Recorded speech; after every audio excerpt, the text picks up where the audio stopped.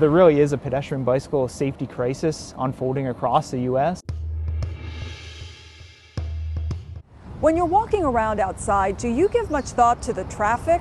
Bicyclists and pedestrian fatalities are on the rise in America, but now a new national center is hoping to put the brakes on that, and they're turning to virtual reality for help. With its flock of cranes in the sky and fleet of vehicles on its streets, the signs are clear.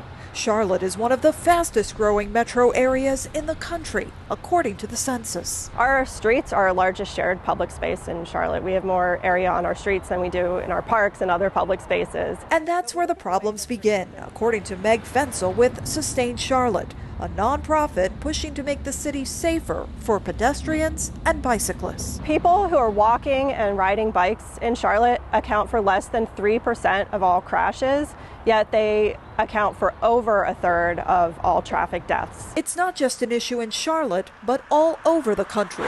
Between 2019 and 2022, pedestrian deaths surged 18% across America, now averaging about 20 a day. There really is a pedestrian bicycle safety crisis unfolding across the U.S. That's where Nick Ferenczak comes in as director of the Center for Pedestrian and Bicyclist Safety, a brand new research facility funded by the U.S. Department of Transportation and located at the University of New Mexico. It's a team of folks from across the country, so West Coast, East Coast, Midwest, and we're here in the Southwest leading it. Inside this simulation lab, virtual reality creates real-life driving experiences in an urban environment. You're kind of in the car, you drive down. Where streets, sidewalks, railroad tracks, and people all intersect. Yeah, I was waiting for him to go, but... How drivers interact with it all, a key component of the research here. Virtual reality is a really neat tool that we have nowadays because if you're going to be testing some kind of solution out in the real world, it's A, going to be very expensive,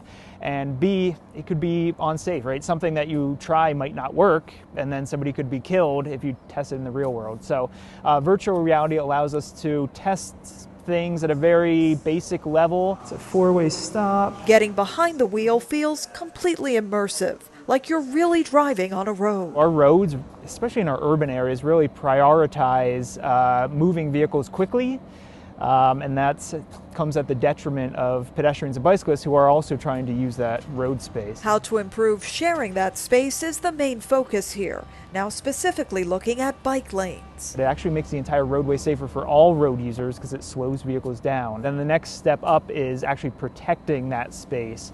And there's a debate going on, what is protection? And then there's the future, one filled with far more self-driving cars. I don't know, does it see me? Is it letting me go? Simulations here already looking into how people interact with them and how streets can be safely built to better accommodate them. I'm kind of an old school civil engineer. I think the real permanent solution is the infrastructure of our streets, putting down concrete in the right way so the streets are safe. Back in Charlotte, that's easier said than done. We have a huge backlog of sidewalks that need to be built, bike lanes that need to be built, safer access to bus stops. Often the price tag is startlingly high because it's not just the cost of building the sidewalk, it's also acquiring the property, going through engineering and permitting process, relocating the utility and the sewer. Challenges that researchers at the center acknowledge. Certainly is possible, but not easy. Maya Rodriguez, Scripps News,